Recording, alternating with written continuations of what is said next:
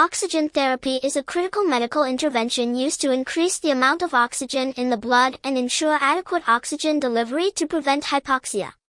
Oxygen is considered a drug and must be administered according to a prescription, targeting a specific goal and with continuous monitoring. The primary goals are to correct low blood oxygen levels, reducing the strain on the cardiopulmonary system and ensuring adequate oxygen delivery to prevent tissue death of major organs.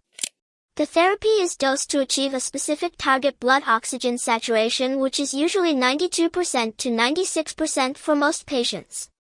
However, for patients at risk of hypercapnic respiratory failure such as those with severe chronic obstructive pulmonary disease, a lower controlled target of 88% to 92% is essential to avoid suppressing the respiratory drive and causing dangerous carbon dioxide retention. The indications for oxygen therapy center on treating confirmed or suspected acute hypoxemia arising from severe conditions like trauma, cardiac arrest, shock, asthma, severe blood loss, and severe pneumonia.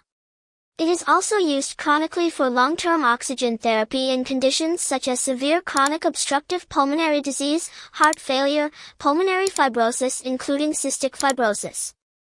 Oxygen is delivered via various systems, which are broadly classified into low-flow and high-flow devices. Low-flow systems include the nasal cannula, which can deliver about 1 to 6 liters per minute. Secondly, we have the simple face mask, with a fraction of inspired oxygen not exceeding 55%. And lastly, the non-rebreather mask, used for critically ill patients to deliver the highest possible concentration short of intubation.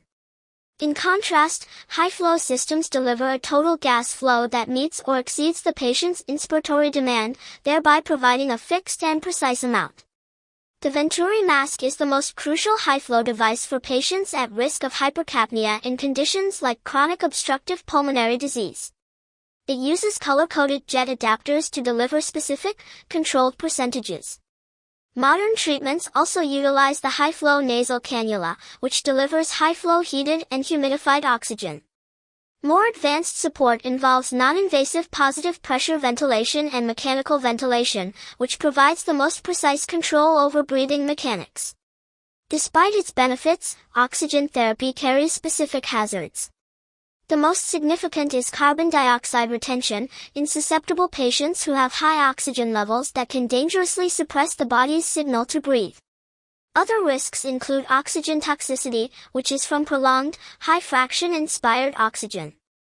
Other complication is absorption atelectasis, where high oxygen levels cause small air sacs in the lungs to collapse.